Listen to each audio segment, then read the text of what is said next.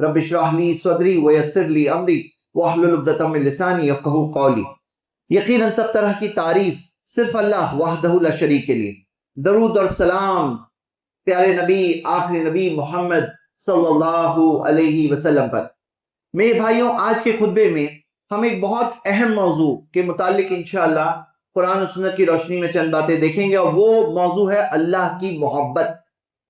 बहुत से लोग इस ताल्लुक से बदगुमान होते हैं, गलत फहमियों के शिकार होते हैं और बदजन होते हैं, और कई सारी चीजें न जानने की वजह से ये सारी गलत फहमी पैदा होती है। अल्लाह सुब्हानहू व तआला ने कुरान में सूरह बुरूज में फरमाया अपने खुद के ताल्लुक से, वहुवल गफूरुल वदूद, वहुवल गफूरुल वदूद, कि वो माफ करने वाला है और अल वदूद है। अल वदूद का मतलब क्या होता है? अल वदूद का मतलब क्या होता है? अल वदूद का मतलब है मोहब्बत करने वाला, कि अल्लाह ताला मोहब्बत करता है, अल्लाह बंदों से मोहब्बत करता है। ये अल्लाह ताला के नामों में से एक नाम है अल वदूद। लेकिन जाहिर सी बात है, कुरान की कई सारी आयतें हैं जिसमें अल्लाह सुब्हानहू व तआला ने बताया कि अल्लाह किन बंदों से मोहब्बत करता है। कोई गुनहगार हो, कोई मुजरिम हो, कोई जालिम हो, कोई मुतकब्बिर हो, तो क्या उसका ये कहना कि अल्लाह मुझसे भी मोहब्बत करे, क्या ये बात बनती है? वो खुद बंदा जो खुद गलत रास्ता इख्तियार करे और वो कहे अल्लाह फिर भी मुझसे मोहब्बत करे, तो अल्लाह की मोहब्बत के लायक बनना होगा कि अल्लाह किन लोगों से मोहब्बत करता है। लेकिन अल्लाह ताला के नामों में से एक नाम है अल वदूद। मेरे भाइयों, गलत फहमियां जो इस मौजू पर है कई सारी है। बहुत सारे लोग ये समझते हैं कि अल्लाह मुझसे, एक आम इंसान से कैसे मोहब्बत करेगा। कई लोग ये समझते हैं कि नहीं, मुझसे तो ये नहीं होगा क्योंकि मैं गुनहगार हूं, तो मैं एक ख्वाब भी अभी नहीं देख सकता कि अल्लाह मुझसे मोहब्बत करे। तो ये कई सारी गलत फहमियां हैं। और कुछ लोग हैं जो मोहब्बत के नाम में समझते हैं कि अल्लाह फला फला से मोहब्बत करता है, अब वो कुछ भी कर सकते हैं, यानी ऐसे समझते हैं। और बाज लोग ये समझते हैं कि अल्लाह जब मोहब्बत करता है तो फिर उस पर आजमाइश और तकलीफ नहीं आएगी, और आजमाइश और तकलीफ आई है तो अल्लाह इन्हें मोहब्बत नहीं करता है। तो ये पूरे मौजू को अच्छी तरह से आज समझने की कोशिश कर रहे हैं, और रमजान का महीना हमारे सामने है, तो ये ख्वाब और एक गोल, एक मंजिल हमारे दिलों में आ जाए तो उस मंजिल तक पहुंचने की आदमी कोशिश करेगा, और वो मंजिल है अल्लाह की मोहब्बत को पाना, अल्लाह के हुब, अल्लाह की मोहब्बत को पाना। आइए सबसे पहले शुरू करते हैं कि मोहब्बत की दलीलें क्या क्या है। तो कुरान में अल्लाह ताला ने कई जगहों पे फरमाया, जैसे मिसाल के तौर पे अल्लाह ताला ने फरमाया कि अल्लाह ताला मोहब्बत करता है मुक़सितीन, इंसाफ करने वालों से मोहब्बत करता है। अल्लाह मोहब्बत करता है मुहसिनीन, अच्छा काम करने वालों से मोहब्बत करता है। अल्लाह ताला मोहब्बत करता है साबिरीन, सब्र करने वालों से मोहब्बत करता है। अल्लाह मोहब्बत करता है मुतताहिरीन, पाक रहने वालों से मोहब्बत करता है। अल्लाह मोहब्बत करता है तौइबीन, तौबा करने वालों से मोहब्बत करता है। तो अल्लाह ताला ने अपनी मोहब्बत के ताल्लुक से कई जगहों पे बताया कि अल्लाह मोहब्बत करता है मुतवक्किलीन, तवक्कुल करने वालों से मोहब्बत करता है। अब ये सब चीजें हमारे अंदर हो, मेरे भाइयों, मोहब्बत के अंदर भी उलमा इकराम बताते हैं कि दो दर्जे हैं। एक दर्जा है कुछ खुसूसियात की बुनियाद पर अल्लाह ताला कुछ लोगों से मोहब्बत करता है, लेकिन मोहब्बत में एक मोहब्बत है खुसूसी मोहब्बत, और वो मोहब्बत के ताल्लुक से सबसे अहम हदीस जो इस मौजू पर है वो है सही बुखारी में, जिस हदीस में आता है कि अल्लाह ताला कहता है, हदीस कुदसी है, कि बंदा मेरे करीब उन अमाल से आता है जो मैंने उसके लिए फर्ज किया। बंदा सबसे करीब जो अल्लाह के आता है किन अमाल से आता है? जो अल्लाह ताला ने फर्ज किया है। वमा तकर्रबा अब्दी इलैया, और बंदा मेरे करीब आता जाता है बिन नवाफिल, वो कामों से जो नवाफिल है। नवाफिल क्या होते हैं? जो भी फर्ज नहीं है वो नवाफिल है। बाज लोग क्या समझते हैं, नफिल एक अलग किस्म है, सुन्नत उससे ऊपर है, उससे ऊपर फर्ज है, लेकिन हकीकत यह है फर्ज के अलावा जो भी काम है वो नवाफिल है। तो बंदा सबसे करीब अल्लाह के किन कामों से आता है? बिल फराइज, जो अल्लाह ताला ने फर्ज किया, हम पर लाजिम किया, और बंदा और करीब आता है नवाफिल से। इसमें क्या गलत फहमी है? इसमें हम ये देखते हैं कि बाज लोग बाज नवाफिल पे मेहनत करते हैं और फराइज उनके छूटते हैं। बाज नवाफिल पे मेहनत करते हैं, कोशिश करते हैं, और फराइज को छोड़ देते हैं। इसकी कई मिसालें हैं। बहुत मशहूर मिसाल कौन सी है? जो हजरे अस्वद को बोसा देने के लिए लोग आगे बढ़ते हैं, जो तो बोसा देने की कोशिश में कई लोगों को धक्का मारना, तकलीफ पहुंचाना, ईजा पहुंचाना, जो हराम है, और फिर उसके बाद बोसा देते हैं, जो मुस्तहब है। वो फर्ज थोड़ी, मुस्तहब है, यानी अच्छा काम है, नेक काम है, लेकिन मुस्तहब है। वो मुस्तहब काम करने के लिए कई हराम चीजें जो अल्लाह ताला वाज़ेह तौर पे हराम किए, वो वहां पर हरम में कर रहे हैं। मतलब एक तो ऐसे ही किसी को धक्का मारना बुरी बात, ईजा पहुंचाना बुरी बात, वहां पे हरम में ایک نیک کام کرنے کے لیے اتنے سارے حرام کام کر رہے ہیں. تو یہاں سمجھنا کیا ہے کہ اپنی لائف میں میرے بھائیوں کچھ گول بناؤ. گول کیا ہے؟ کچھ بھی ہو جائے جو اللہ تعالیٰ نے فرض کیا نا وہ تو پورا کرنا ہی کرنا ہے. جو فرائض ہے فرائض تو پورے کرنے ہی ہیں، اور بندہ اللہ کے اور قریب آتا ہے فرائض پورا کرنے کے بعد نوافل سے. تو جو فرض کے علاوہ جو اعمال ہے اس کے ذریعے بندہ اللہ کے اور قریب آتا ہے. تو یہ ترجیحات بہت ضروری کہ کبھی ایسا نہیں ہونا چاہیے کہ فرض چھوڑ کر کے آدمی نوافل کر رہا ہے اور نوافل کے چکر میں فرائض ساقط ہو رہے ہیں. اس کی بہت ساری مثالیں دیکھنے ملتی ہے. مثال کے طور پر کوئی دین کی بات کر رہا ہے اور اس کی فرض نماز چھوٹ رہی ہے. بھائی فرض نماز تم دین کی بات بعد میں بات کرو، اچھی بات ہے، مستحب ہے، ایک اچھا کام ہے، اس میں کوئی شک نہیں، لیکن پہلے فرض کا جب ٹائم آ گیا تو فرض کے لیے آگے بڑھنا ہے. کوئی رات میں اٹھ کر نماز پڑھ رہا ہے اور فجر کی نماز چھوڑ رہا ہے تو وہ مستحب ہے، یہ فرائض میں سے ہے، فرائض پہلے حاصل کرنا ہے. اور اس کے اندر ہم کیا دیکھتے ہیں کہ ہمارے یہاں ایک غلط فہمی یہ ہے میرے بھائیوں کہ جیسے ظہر کی نماز کی مثال لے لیجئے. ظہر کی نماز کے اندر 4 فرض ہیں، اس کے پہلے کی جو 4 سنتیں ہیں وہ سنت موقدہ ہے، یعنی کہ نبی صلی اللہ علیہ وسلم کی خاص تاکید ہے، وہ پہلے کی 4 سنت کے تعلق سے. اور اس کے بعد کی جو 2 سنتیں ہیں وہ بھی موقدہ ہے، یعنی اس میں بھی خاص تاکید ہے کہ اللہ کے رسول صلی اللہ علیہ وسلم کی خاص تاکید ہے کہ جو 12 رکعتیں دن بھر میں پڑھے گا اللہ تعالیٰ اس کے لیے جنت کا گھر بنائے گا. من صبر علی علی سنتی عشرۃ رکعۃ، تو جو 12 رکعتیں برابر پڑھتا ہے تو اللہ تعالیٰ اس کے لیے جنت میں گھر بنائے گا. صحیح بخاری کی حدیث. اب ہمارے یہاں کیا سوچ ہے، کلیئر بات بتا رہا ہوں. لوگ آئیں گے نا تو یا تو پوری 10 یا کچھ لوگ 12 رکعتیں پڑھیں گے یا تو غائب، زیرو. مطلب یا تو 10 رکعت پڑھیں گے یا تو زیرو پڑھیں گے. اب ہوتا کیا ہے کہ ہم میں ایسے کمزور ایمان والے لوگ بھی ہوتے ہیں، کوئی کمزور ایمان والا بھی شخص ہوتا ہے. اب اس کو یہ معلوم ہی نہیں ہے کہ کوئی چیز ہے اس میں، یہ جو پورا جو ظہر کی نماز ہے اس میں کوئی چیز ہے جو فرض ہے اور کوئی چیز ہے جو فرض کے علاوہ ہے، مستحب ہے. تو وہ لوگوں کو یہ معلوم ہی نہیں ہے، یہ جو بات ہے یہ پتہ ہی نہیں ہے. ان کو یہ پتا ہے کہ پڑھنا ہے تو 12 پڑھنا ہے، نہیں تو زیرو. اور اس وجہ سے کمزور ایمان والے زیرو پہ چلے آتے ہیں، نمازی سے بے نمازی بن جاتے ہیں. لیکن اگر ان کو پتا ہوتا کہ بھائی کچھ نہ ہو تو کم سے کم فرائض تو پڑھنا ہی ہے، اگر یہ پتا ہوتا. اچھا بعض لوگوں کو یہ موضوع سے ڈر لگتا ہے. کیوں ڈر لگتا ہے؟ وہ بولے یہ جو اتنے اچھے نماز سنتیں پڑھنے والے ہیں یہ سب پھر کم ہو جائیں گے، پھر لوگ فرض پڑھ کے ہی نکلنے لگیں گے سب کے سب. نہیں بھائی نہیں، یہ بات واضح ہے کہ قیامت کے دن اعمال کا جب حساب ہوگا، اعمال کا حساب ہوگا، سب سے پہلے جن کا حساب ہوگا فرائض کا. اللہ کے رسول صلی اللہ علیہ وسلم نے فرمایا کہ جب نماز کے اندر جب سب فرائض کا حساب ہوگا اور جو لوگوں کی نمازوں میں کمی نکلے گی تو اللہ فرشتوں سے کہے گا انظروا هل لعبدی من تطوع، کہ جاؤ دیکھو کیا میرے بندے کے پاس تطوعات ہے. تطوعات یعنی فرائض کے علاوہ اعمال ہے، یعنی نوافل ہے. تو فرشتے دیکھیں گے اور اس کے پاس فرض کے علاوہ نمازیں ہوگی تو ان نمازوں کے ذریعے اس کی فرض کی کمی پوری کی جائے گی. یعنی کہ جو فرض میں کمی تھی اس کی، وہ کیسے کمی پوری ہوگی؟ یہ فرض کے علاوہ جو نمازیں ہیں اس کے ذریعے پوری ہوگی. تو اگر ہم میں کوئی ہے جس کا دھیان کبھی بھٹکتا ہی نہیں ہے، کبھی نماز میں کوئی کمزوری آتی ہی نہیں ہے، تو اگر ہم میں کوئی ایسا ہے اور وہ صرف فرائض ہی پڑھ لے تو کافی ہے اس کے لیے. بھائی فرض پڑھ کے بھی بچ ہی جاؤ گے تم تو. لیکن اگر کبھی کوئی کمزوری آ جاتی ہے، کوئی کمی ہو جاتی ہے، کبھی دھیان بھٹک جاتا ہے، تو فرائض میں کمی کیسے پوری ہونے والی ہے؟ نوافل کے ذریعے پوری ہونے والی ہے. اور جو صرف فرض پڑھتا ہے اس کا معاملہ ایسا ہے بارڈر لائن پہ ہے. اب کبھی ایمان بڑھتا بھی ہے گھٹتا بھی ہے، کبھی ایمان گھٹ گیا اور وہ صرف فرض ہی پڑھ رہا ہے تو اس کی فرائض ہی خطرے میں آ جائے گی. اگر وہ سنت موقدہ، غیر موقدہ، عام نوافل پڑھتا ہے تو پھر کیا ہوگا؟ کچھ نوافل ہو سکتا ہے کم ہو جائے گی، کچھ ہو سکتا ہے کہیں کسی کی کچھ سنتیں کم ہو جائے گی، لیکن فرض تو سیف رہے گی، یعنی بارڈر لائن کے قریب چلے جائے گا. تو یعنی فرض کے علاوہ اور نمازیں پڑھنا ہی چاہیے، کیونکہ حدیث میں کیا آیا؟ اللہ تعالیٰ اس کے لیے جنت میں گھر بنائے گا جو دن بھر میں 12 رکعتیں سنت پڑھے گا. 12 رکعتیں کون سی ہے؟ فجر کے پہلے کی 2، ظہر کے پہلے کی 4، بعد کی 2، مغرب کے بعد کی 2، عشاء کی بعد کی 2. یہ 12 جو ہے 12 رکعتیں پڑھیں گے ریگولر تو جنت میں گھر ملے گا. کبھی سوچا ہے آپ نے جنت میں گھر ملے گا اس کا کیا مطلب ہوا؟ اس کا پہلا مطلب تو یہ ہوا جنت ملے گی، کیونکہ گھر ملے گا جنت نہیں ملے گی ایسا تو نہیں ہوگا نا. یعنی اس کی پہلا مطلب تو یہ ہوا جنت ملے گی، اور دوسرا مطلب یہ اس میں خاص اس کے لیے خصوصی انتظام، جو گھر ہوگا خاص محل ہوگا اس کا، وہ بھی اسے ملے گا، ایک خصوصی محل بھی ملے گا.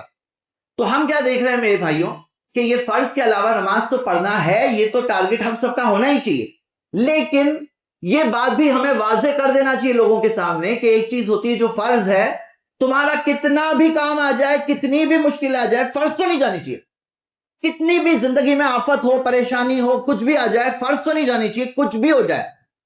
اب کیا ہوتا ہے کہ یہ چیز جو اللہ تعالیٰ نے کی فرض، اس میں ہم سب کے سب کو فرض کیسے بنا رہے ہیں؟ مطلب لوگوں کا معاملہ ہے کہ بھائی 12 پڑھو، پوری 12 ہونی چاہیے، یا 10 پڑھو، پوری 10 ہونی چاہیے۔ آپ کو پتا ہوگا نا، بعض لوگ 12 بتاتے ہیں اور 2 نوافل اس میں ایڈ کرتے ہیں، اور حقیقت یہ ہے کہ 4 سنت موقدہ، 4 فرائض، 2 فرائض، 2 سنت موقدہ اس کے بعد، یعنی کہ 10 ہوئی، اور نوافل کتنی پڑھنا ہے، پڑھ سکتے ہو۔ تو ہم یہ دیکھتے ہیں کہ یہ بتانے سے بعض لوگ ڈرتے ہیں، بولے کہ نہیں مت بتاؤ یہ سب، کیونکہ پھر کیا ہوگا، آدمی صرف 4 فرض پڑھے گا۔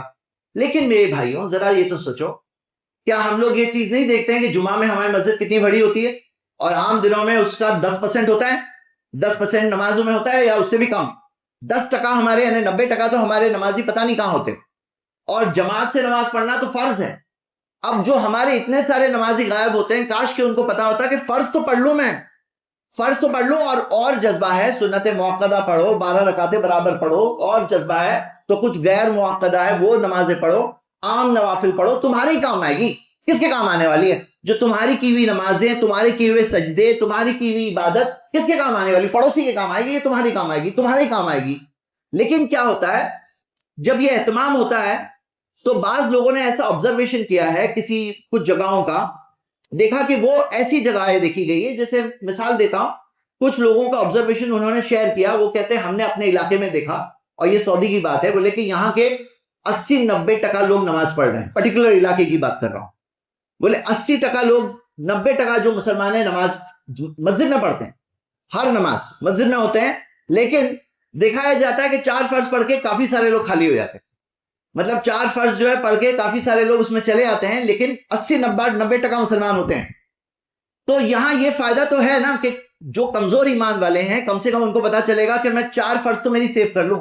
وہ تو اپنے ایمان سے ہاتھ دھو بیٹھتے ہیں، کیوں؟ یاد رکھیے ایمان سے ہاتھ دھونے والی بات میں نے کیوں کہا، کیونکہ اللہ کے رسول محمد صلی اللہ علیہ وسلم نے فرمایا ان بین الرجل و بین الشرک والکفر ترک الصلاۃ، ایک شخص میں اور شرک اور کفر کے درمیان میں ایک چیز ہے، نماز چھوڑ دینا، یعنی نماز اس نے چھوڑ دیا تو پھر کیا ہوا، اس کے اور کفر اور شرک کے بیچ کی جو آڑ تھی، جو بیریئر تھی، جو اسے روک رہی تھی شرک میں پڑھنے سے، کفر میں پڑھنے سے، وہ ابھی نہیں رہی۔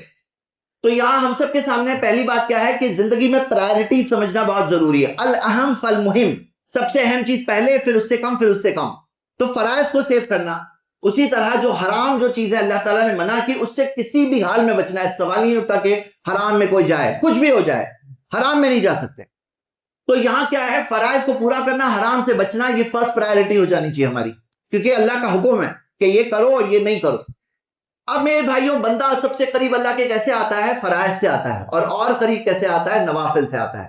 میں آج آپ سب کے سامنے ایک ٹارگٹ شیئر کرنا چاہتا ہوں۔ ٹارگٹ یہ ہے کہ اللہ تعالیٰ جو بندوں سے محبت کرتا ہے، ہم ان میں سے بن جائیں، ہم اللہ کی محبت والے بندوں میں سے بن جائیں، جو لوگوں سے اللہ تعالیٰ محبت کرتا ہے، یہ ہمارا گول ہو جائے۔ اور جو خصوصیات اللہ تعالیٰ نے ذکر کی، وہ خصوصیت ہم حاصل کرنے کی کوشش کریں۔ جیسے اللہ تعالیٰ نے کہا اللہ صبر کرنے والوں سے محبت کرتا ہے، تو اب ایک انسان سوچے کچھ بھی ہو جائے میں اپنے اندر صبر کا مادہ پیدا کروں تاکہ میں اللہ کی محبت کو پالوں۔ میرا رب آسمان و زمین کا مالک، خالق کائنات، اس کی محبت پانا کتنی بڑی بات ہے۔ اسی طرح زندگی میں باتیں ہوتی ہیں، انصاف کا معاملہ آتا ہے تو کیا کرتے ہیں بہت سے لوگ، دیکھتے ہیں میرا فائدہ کہاں پر ہے، میرا کوئی اپنا، میرے پہچاننے والا، میں فیصلہ کروں گا تو پہچاننے والے کے فیور میں ہی فیصلہ کروں گا نا، نہیں، آپ فیصلہ کرو گے تو انصاف کے پلڑا جہاں بھاری ہو، انصاف جو بات ہے، جو صحیح اور حق بات ہے، جو سچی بات ہے، جس کو حق ملنا چاہیے اس کو دیں گے آپ۔ اب کوئی کہے کہ کچھ بھی ہو جائے میں ناانصافی تو کروں گا نہیں، چاہے کوئی بھی ہو، کتنا بھی قریبی رشتہ دار ہو، کتنا بھی قریبی دوست ہو، کتنا بھی کوئی سفارش کر دے، کتنی بھی اپنی بات منوانے کی کوشش کرے، میں تو حق بات کا ہی فیصلہ کروں گا۔ اور فیصلہ معلوم ہے کہ گھر میں چھوٹے چھوٹے معاملات میں، کبھی ساس بہو کا معاملہ ہوتا ہے، بیوی بچوں کا معاملہ ہوتا ہے، بھائی بھائی کا معاملہ ہوتا ہے، اس میں بھی فیصلے ہوتے ہیں۔ تو انسان اپنے آپ کو بنا لے ایسے کہ میں مقسطین میں سے بنوں گا، انصاف کرنے والوں میں سے بنوں گا۔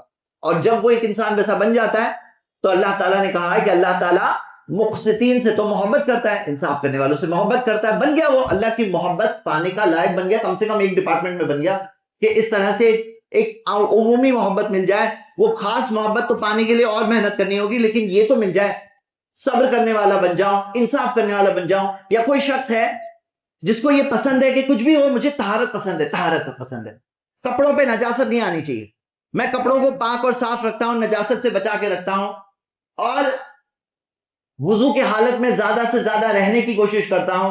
अल्लाह ताला मुतताहिरीन, तहारत इख्तियार करने वाले, पाक रहने वालों से अल्लाह मोहब्बत करता है, कुरान में दिया हुआ है, बन गया मोहब्बत का मुस्तहिक।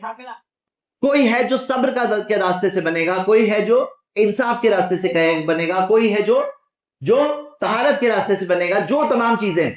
उसी तरह कि वल्लाहु युहिब्बुल मुतवक्किलीन, अल्लाह तवक्कुल करने वाले से मोहब्बत करता है।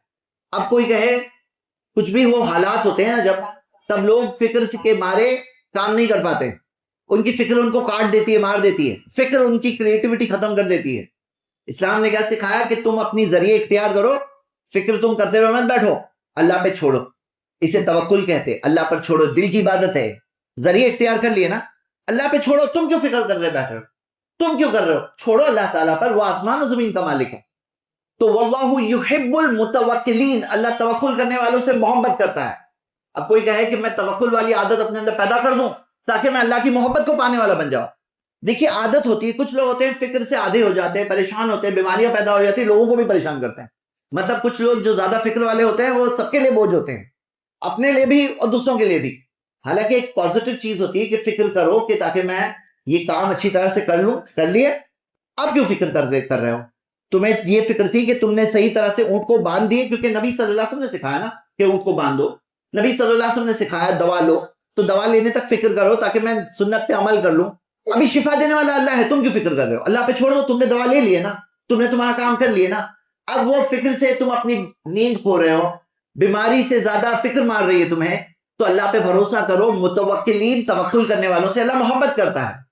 मेरे भाइयों, एक बहुत अहम बात, क्या लगता है आपको, शिर्क करके अल्लाह की मोहब्बत मिलेगी? शिर्क करके, अल्लाह के साथ औरों को शरीक करके क्या मोहब्बत मिलेगी? कितने सारे लोग हैं धागे बांधे हुए हैं, उनके हाथ में धागा है, बोले धागे से कुछ ताकत मिलती है, मदद मिलती है, नजर से बचाता है धागा, नजर से बचाता है, आफत आने से बचाता है, परेशानी से बचाता है धागा, उसकी क्या हैसियत है? वो तो खुद अपने आप को नहीं बचा सकता है, धागा काट दो, कुछ अपने आप को नहीं बचा सकता, कर लीजिए आप खुद ही देखिए, कुछ धागे में कोई हैसियत नहीं है, कैसे ताकत आ गई धागे में? तो शिर्क करके अल्लाह की मोहब्बत मिलने का चांस है? कोई चांस ही नहीं है। कोई कहे मैं शिर्क कर रहा हूं, साथ में 50 अच्छे काम कर रहा हूं, तो वो शिर्क के बारे में अल्लाह ताला ने फरमाया लईन अशरकता, ए नबी अगर आप शिर्क करो, लयहबतन्ना अमलुक, आपके सब अमाल बर्बाद हो जाएंगे। कुछ लोग हैं चादर चढ़ाते हैं, कभी आपने सोचा है ये चादर चढ़ाने वाला जो बिजनेस है, इससे फायदा किसको होता है? जो चादर चढ़ाते हैं, चढ़ावे चढ़ाते हैं। आप सारी हमारी इबादतें देख लो, नमाज में कोई चीज जाया हो रही, रोजा रखते हैं कोई चीज जाया हो रहा है, कुर्बानी करते हैं, खुद खाते हैं, रिश्तेदारों को देते हैं, गरीबों को मिलता है, बराबर कोई चीज में कुछ जाया होने वाली चीज है, ये जाया होने वाली चीज है। ये चादर जो चढ़ाते हैं, चादर तो जाया होती है, वेस्ट है ये पूरी तरह से।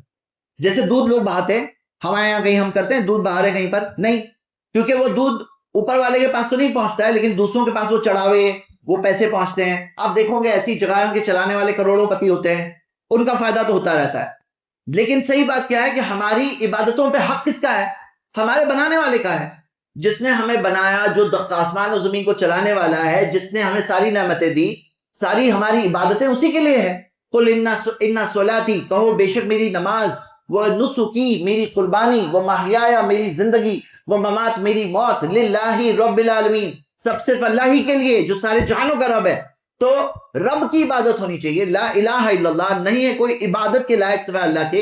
ये सारे इबादत के तरीके हैं, कोई चढ़ावा चढ़ा रहा है, कोई वहां का धागा ला ला के बांध रहा है, कोई वहां पर सजदे कर रहा है, रुकू कर रहा है, झुक रहा है, चूम रहा है, तवाफ कर रहा है, कुर्बानी कर रहा है, तो हम ये कहते हैं ये करके क्या अल्लाह की मोहब्बत मिलेगी? नहीं। लईन अशरकता, है नबी अगर आप शिर्क कर लो, लयहबतन्ना अमलुक, आपकी सब नेकियां बर्बाद हो जाएगी, तो फराइज भी बर्बाद हो जाएंगे, नवाफिल भी बर्बाद हो जाएंगे, मोहब्बत मिलने का कोई चांस ही नहीं। तो सबसे पहले मेरे भाइयों, हमें मोहब्बत चाहिए ना, तो हमें तौहीद का टॉपिक अच्छे से समझ लेना चाहिए, ताकि हम शिर्क से बच के अपनी जिंदगी गुजारें। ये सबसे पहला रिक्वायरमेंट, अगर हम अल्लाह से मोहब्बत करते हैं तो हमें करना होगा।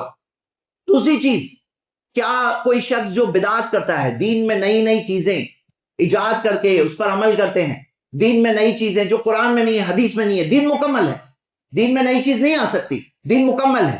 نبی صلی اللہ علیہ وسلم نے فرمایا کوئی نئی چیز لائے گا فہو رد، وہ چیز رد ہو جائے گی. صحیح بخاری کی حدیث ہے. ہر جمعہ خطبے میں آپ سنتے ہیں کل بدعت ضلالہ، سب کے سب بدعتیں گمراہی ہے. لیکن بعض لوگ ہیں جو دین میں نئی نئی چیزوں پہ عمل کرتے ہیں، بدعتوں پہ عمل کرتے ہیں. کیا انہیں اللہ کی محبت ملنے کا چانس ہے؟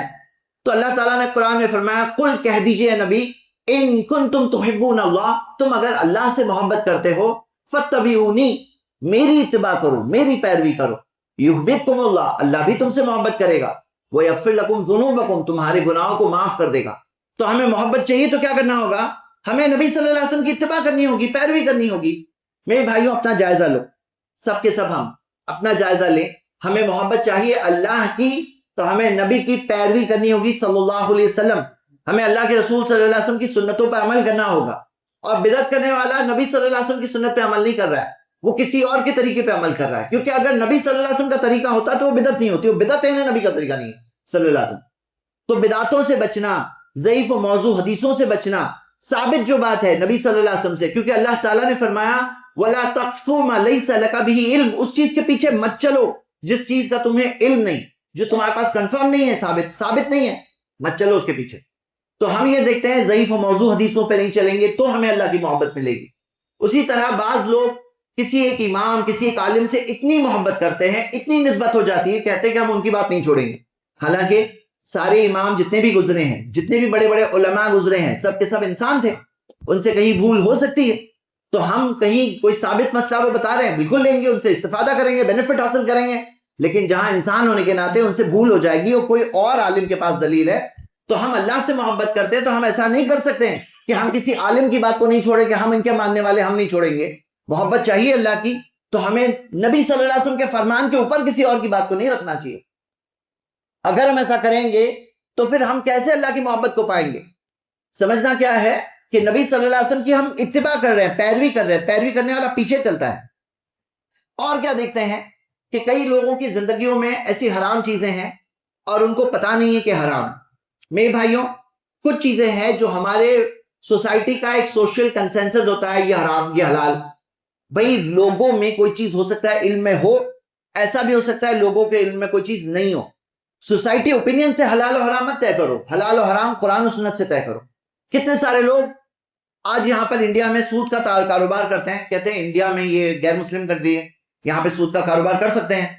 ایسے بعض لوگ واضح طور پر کہتے ہیں، حالانکہ کس نے کہا کہ اب غیر مسلم کنٹری میں شراب پینا پھر جائز ہو جائے گا یا یہاں پہ پھر زنا جائز ہو جائے گا؟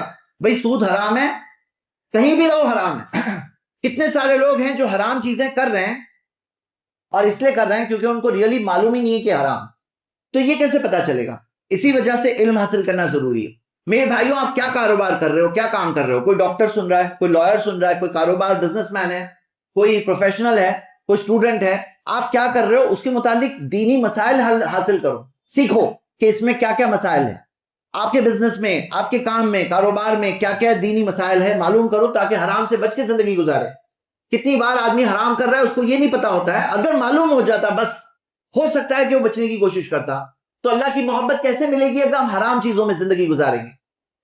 اب آتے ہیں غلط فہمیاں دیکھتے ہیں. پہلی غلط فہمی، بعض لوگ کہتے ہیں اور شیطان یہ انسان کے دل میں وسوسہ ڈالتا ہے، بولے تمہیں اللہ محبت کی چاہیے، تمہیں لگتا ہے کہ اللہ تم سے محبت کرے گا، اپنے آپ کو دیکھا ہے؟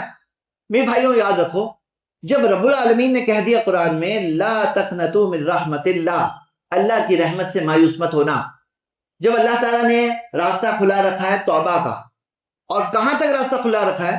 مرتے دم تک، یعنی معلوم یغرغر، حدیث میں آتا ہے کہ جب جان نکلنے لگتی ہے نا تب توبہ قبول نہیں ہوتی ہے، اس سے پہلے تک بھی توبہ قبول ہوتی ہے. جب رب العالمین نے وہ راستہ کھلا رکھا ہے تو کسی کو کوئی حق نہیں کہ وہ راستہ بند کر دے اور کہے کہ نہیں تم توبہ نہیں کر سکتے، تمہیں ابھی گنہگار بن کے ہی زندگی گزارنا ہوگا، تمہیں اللہ کی محبت نہیں مل سکتی، یہ ہو ہی نہیں سکتا. تو میرے بھائیوں ایسے مایوس نہیں ہونا چاہیے، اپنے آپ کو ہرانا نہیں چاہیے کہ نہیں مجھ سے نہیں ہو سکتا، بلکہ اللہ کی رحمت سے مایوس نہیں ہونا چاہیے. اللہ کی رحمت سے وہی لوگ مایوس ہوتے ہیں جو ظالم ہوتے ہیں، جو ضالین ہوتے ہیں، گمراہ ہوتے ہیں. سورۃ الحجر کی آیت ہے، سورہ یوسف میں آتا ہے. تو ہمیں اللہ تعالیٰ کی رحمت سے مایوس نہیں ہونا چاہیے، اللہ کی رحمت کی امید ہونی چاہیے. لیکن رحمت کی امید کا مطلب یہ نہیں کہ کچھ بھی کرو اللہ معاف کر دے گا. جیسے بعض لوگ اس میں اس طرح سے کرتے ہیں، سمجھتے ہیں کہ میں کچھ بھی کروں اللہ تو مہربان ہے. اللہ مہربان ہے، لیکن مہربانی کا تقاضا بھی ہے کہ اللہ کی رحمت تمہیں چاہیے تو اللہ تعالیٰ انہیں ہدایت دیتا ہے. یہدی الیہ من اناب، اللہ انہیں ہدایت دیتا ہے جو اللہ کی طرف پلٹتے ہیں. اللہ تعالیٰ انصاف بھی کرنے والا ہے، ظلم بھی نہیں کرنے والا ہے. رحمت کا مطلب یہ نہیں کہ اللہ تعالیٰ ظلم کرے. تو ایسی غلط فہمیوں کے شکار نہیں ہونا چاہیے کہ رحمت کا مطلب ہے میں کچھ بھی کروں اللہ معاف ہی کر دے گا. پھر یہ تو اپنے آپ کو بیوقوف بنانے والی بات ہے، کیونکہ اللہ انصاف بھی تو کرے گا، اللہ سخت سزا بھی تو دینے والا ہے. پڑھ لو قرآن میں دیا ہوا ہے. تو یہ بھی پتا ہونا چاہیے کہ اللہ کی رحمت مل سکتی ہے، لیکن ہم بھی تو رحمت کے لائق ہوں. توبہ کس کی قبول ہوتی ہے؟ جو سچ مچ اس گناہ کے راستے کو چھوڑتا ہے. الندم توبہ، غم ہی تو توبہ ہے. نبی صلی اللہ علیہ وسلم نے فرمایا غم ہونا، اللہ سے معافی مانگنا. دوسری غلط فہمی اس کے متعلق، اللہ کی محبت کے متعلق یہ ہے کہ اللہ کی محبت اگر مل جائے تو آزمائش نہیں آئے گی، پھر مشکلیں نہیں آئے گی. یہ بالکل ہی بوگس بات ہے، غلط بات ہے. کیوں؟ کیونکہ دنیا کون سی جگہ ہے؟ یہ جنت ہے. یہ جنت ہے تو بات بولو آپ، تو آپ کی بات صحیح ہوگی. لیکن جب یہ جنت نہیں ہے، یہ امتحان کی جگہ ہے، اور یہاں پہ امتحان میں آزمائشیں آتی ہیں، اور جو پاس ہوں گے انہیں اونچے مقام ملیں گے. ان عظم الجزائی ما عظم البلائی، پیارے نبی صلی اللہ علیہ وسلم نے فرمایا بڑا بدلہ بڑی آزمائش کے بعد ملے گا. تو اللہ تعالیٰ اپنے لوگوں کو، بندوں کو ایمان کے مطابق آزماتا ہے. جس کا ایمان مضبوط ہوتا ہے اسے سخت آزمائش ملتی ہے، اور جس کا ایمان کمزور ہوتا ہے اسے اس مطابق آزمائش ملتی ہے. لیکن یہ جو بات میں نے آپ کو بتایا یہ آدھی بات ہے. آدھی بات یہ ہے کہ ایمان کے مطابق آزمائش آتی ہے. باقی دوسری آدھی بات یہ ہے کہ اللہ تعالیٰ جو لوگوں سے محبت کرتا ہے ان کو راستہ نکال کے دیتا ہے آزمائشوں میں. اللہ تعالیٰ نے فرمایا وَمَن يَتَوَكَّلْ عَلَى اللَّهِ فَهُوَ حَسْبُهُ، جو اللہ پہ بھروسہ کرتا ہے پھر اللہ اس کے لیے کافی ہے. وَمَن يَتَّقِ اللَّهَ، جو تقوی اختیار کرے يَجْعَلْ لَهُ مَخْرَجًا، اللہ اس کے لیے راستہ نکالتا ہے. وَيَرْزُقْهُ مِنْ حَيْثُ لَا يَحْتَسِبْ، وہاں سے رزق دیتا ہے جہاں سے سوچ بھی نہیں سکتے. تو آدھی بات یہ ہے کہ اللہ تعالیٰ نیک لوگوں کو بڑی آزمائشیں دیتا ہے. دوسری آدھی بات یہ ہے کہ اللہ تعالیٰ ان کو راستہ بھی نکال کے دیتا ہے وہاں سے جہاں سے سوچ نہیں سکتے. اللہ تعالیٰ مشکلوں میں سے بچا کے بھی دیتا ہے، اللہ مدد بھی کرتا ہے، اور ایسے ایسے طریقوں سے دیتا ہے جو کوئی انسان کیلکولیشن میں نہیں ہوتا ہے کہ کہاں سے مدد آئے گی. اللہ مدد کرتا ہے، وہ بھول جاتے ہیں لوگ. اب یہ آدھی بات جاننے کا نتیجہ یہ ہے، بعض لوگ ایسا کہنے لگتے ہیں، کہتے ہیں نہیں بھائی بہت نیک بنیں گے تو بڑی آزمائشی بھی آئے گی. لیکن اصل بات یہ ہے ٹوٹل میٹر ہوتا ہے. ٹوٹل کیا ہے کہ مشکل ساتھ میں اللہ کی مدد، اور اللہ تعالیٰ حوصلہ بھی دیتا ہے، ہمت بھی دیتا ہے، آسانی بھی کرتا ہے. اس کا فائنل ریزلٹ کیا ہے؟ یعنی مان لو کہ کوئی چیز پلس ہے پھر مائنس کرے، اس کے بعد لاسٹ میں کیا معاملہ ہے؟ کمزور ایمان والے کا معاملہ کیا ہے؟ اسے ہلکی آزمائش ملتی ہے لیکن اسے مدد تھوڑی ملتی ہے اللہ کی. وہ اللہ کے قریبی بندوں میں سے، تقوی اختیار کرنے والوں میں سے ہے کیا؟ نہیں. جب نہیں ہے تو پھر کیا ہوگا؟ اس کے لیے راستے اوپن ہوں گے، اس کے لیے راستے کھلیں گے نہیں. جو ایک نیک انسان کے لیے راستے کھلیں گے وہ اس کے لیے نہیں کھلیں گے. تو فائنل معاملہ کیا ہے؟ فائنل معاملہ یہ ہے، آپ کو میں 2 آیتیں بتاؤں گا پھر فائنل ریزلٹ بتانے، یعنی کہ ٹوٹل مار کے لاسٹ کا ریزلٹ. کہ لاسٹ کا ریزلٹ دیکھیں گے نیک لوگوں کا کیا ہے کہ اللہ ان سے آخرت میں کہے گا یا ایتھا النفس المطمئنہ، اے وہ نفس جو مطمئن ہے. یعنی کیا کہا جا رہا ہے؟ اے پریشان نہیں کہا جا رہا ہے، اے پریشان یہ کہا جا رہا ہے اے مطمئن شخص. کیوں؟ یعنی آزمائشیں بھی آئی، مدد اس سے بہت زیادہ آئی، فائنلی وہ بہت اطمینان میں ہی ہے. اور وہ شخص جو ایمان کمزور تھا، تھوڑا ایمان تھا، تھوڑی آزمائش آئی، اور اس کا معاملہ کیا ہے؟ اللہ تعالیٰ نے فرمایا من اعرض عن ذکری فإن له معیشۃ ضنکا، جو میری یاد سے منہ موڑے گا اسے بہت تنگ زندگی ملے گی. مطلب تنگ زندگی کس کو ملے گی؟ جو منہ موڑے گا، اللہ سے دور جائے گا. اللہ سے دور جا رہا ہے، مدد ملے گی نہیں، اسے تنگ زندگی ملے گی. یعنی یہ ہے پریشان اصل میں. تو یاد رکھیے پریشان ہونا الگ بات ہے اور پریشانی آنا الگ بات ہے. کتنے لوگ بہت بڑی بڑی پریشانیوں کے باوجود پریشان نہیں ہوں گے، اور جن کا ایمان کمزور ہوگا وہ ہلکی سی پریشانی میں بھی زیادہ پریشان ہوں گے. تو یہ کبھی مت کہنا کہ مجھے زیادہ ایمان نہیں چاہیے، کیونکہ چاہیے. اور میرے بھائیوں یہ ٹائم ہے، ابھی رمضان سے پہلے اتنا اچھا وقت ملا ہے ہمیں، ہم ابھی سے ایک نیک ارادہ کریں کہ ہمیں چاہیے نیکی کی زندگی چاہیے، تو ہی اللہ تعالیٰ کی مدد ملے گی. کوئی کہے مدد چاہیے نہیں اللہ پھر بھی دے دے مجھے، تو ایسے نہیں ملنے والی. تمہیں دل سے چاہیے نہیں چاہیے، اگر سچ مچ چاہیے تو ہی تو ملے گی وہ چیز. اگلی غلط فہمی، بعض لوگ یہ کہتے ہیں یہ بہت اللہ کے نیک بندے ہیں اور ان کو کچھ کرنے کی ضرورت نہیں. آپ نے دیکھا ہوگا ایسے بہت سارے بابا فقیر ایسے خاص لباس پہن کے گھومتے ہیں، لوگ کہتے ہیں بے نمازی ہوتے ہیں وہ. اکثر تقریباً بولے نہیں نہیں ان کے لیے نہیں، یہ تو اللہ کے بندے، اللہ ان سے محبت کرتا ہے، اس وجہ سے ان کے لیے وہ سب چیزیں نہیں، گندے رہیں گے، بابا سر پہ ہاتھ پھرا دو بچے کے، بچے کا نصیب بدل جائے گا۔ تو یہاں کیا ہے، محبت کا تقاضا، لوگ یہ سمجھتے ہیں محبت کے بعد میں جو شریعت کے احکام ہے وہ نہیں عمل کرنا ہوگا۔ یہ کیا بات ہے، کہاں سے آیا ہے؟ یہ بالکل بوگس اور غلط بات ہے۔ صحیح بات کیا ہے کہ جو اتباع کرتے ہیں، پیروی کرتے ہیں، انہیں اللہ کی محبت ملتی ہے، نبی صلی اللہ علیہ وسلم کی اتباع کرتے ہیں۔ قرآن میں دیا ہے، سورہ آل عمران کی سورہ 3 آیت نمبر 31 کھولیے پڑھیے کہ کل ان کنتم تحبون اللہ، کہو تم اللہ سے محبت کرتے ہو تو فاتبعونی، میری اتباع کرو، میری پیروی کرو۔ تو میرے بھائیوں یہ بھی غلط فہمی ہے اللہ کی محبت کے تعلق سے۔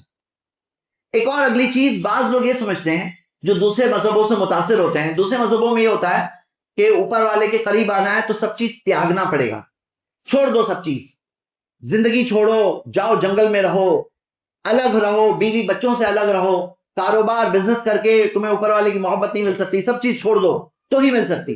دین اسلام نے سکھایا نہیں، یہی رہو، کاروبار کرو، حلال روزی کماؤ، لیکن بیوی بچوں کے ساتھ رہو، لیکن اللہ کو مت بھولو، تربیت کرو ان کی، نیک راستہ بتاؤ، مطلب کہ جہاں رہ رہے ہو وہیں رہو، تم کچھ اور نہیں بننا ہے تمہیں اللہ کی محبت پانے کی وجہ سے، تمہیں سب چھوڑ کے نہیں چلے جانا ہے، یہیں رہو لیکن اپنے حقوق ادا کرو، فرائض پورے کرو، حرام سے بچو، نیک راستہ اختیار کرو، جنت پانے کا یہ طریقہ ہے۔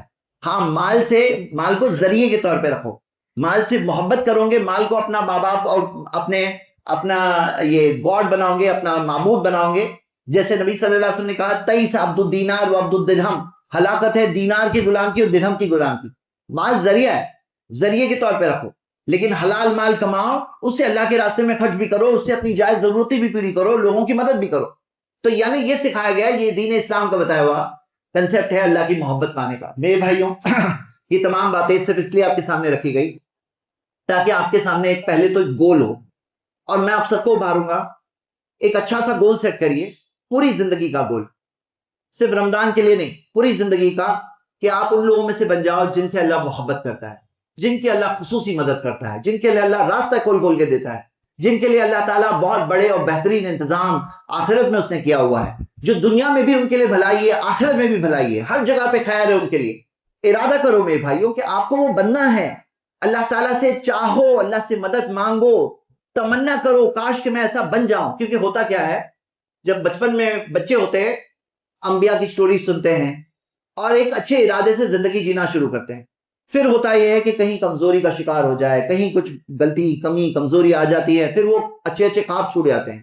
تو وہ چھوٹنا نہیں چاہیے، وہ اچھے اچھے خواب جو ایک انسان بناتا ہے نا کہ میں بہت ہی نیک بنوں، میں بہت ہی اچھا بنوں، میں نیک راستے پہ چلوں، میں جنت میں پہنچوں، جنت الفردوس پہنچوں، انبیاء کی کمپنی ملی، صالحین، شہداء، نیک لوگوں کے بیچ میں وہاں رہوں، ہمیشہ کی خوشی ملے مجھے، اللہ کے قریب کا مقام، اللہ تعالیٰ کے جنت، جو جنت کے اونچے مقام ہے نا اللہ تعالیٰ کے بھی اور قریب، تو مجھے وہ مقام چاہیے، وہ بہترین چیزیں چاہیے، گول لے کر آدمی زندگی میں نکلتا ہے۔ پھر کہیں کمزور پڑ جاتا ہے تو کمزور مت پڑو میرے بھائی، اللہ سے مدد مانگو، اللہ سے معافی مانگو، ایک اچھا ارادہ کرو۔ ہمارے اس خطبے کا یہ بھی مقصد تھا تاکہ روڈ میپ آپ کے سامنے ہو، توحید پہ رہو، سنت، اتباع سنت پہ رہو، حرام چیزوں سے بچو، نیک راستے پر چلو۔ آپ کو کچھ اور نہیں بننا ہے، آپ جو ہو وہ کاروبار کرو، بزنس کرو، وہی چیز کرو، لیکن شریعت کے دائرے میں رہ کر کرو۔ اللہ سے دعا ہے اللہ ہم سب کو نیک راستے پہ چلنے کی توفیق عطا فرما، اللہ ہم سب کو گناہوں سے توبہ کرنے کی توفیق عطا فرما، اللہ ہم سب کو رمضان کے مہینہ پانے، اس میں بہترین محبت عبادت کرنے کی اللہ تعالیٰ ہمیں توفیق عطا فرما، اللہ ہمیں ان بندوں میں سے بنا دے جو تیری محبت کو پاتے ہیں، جن سے تو محبت کرتا ہے، جن کی تو خصوصی مدد کرتا ہے دنیا اور آخرت دونوں میں۔ اقول قولی ھذا واستغفر اللہ لی ولکم ولسائر المسلمین من کل ذنب واستغفروا انہ هو الغفور الرحیم۔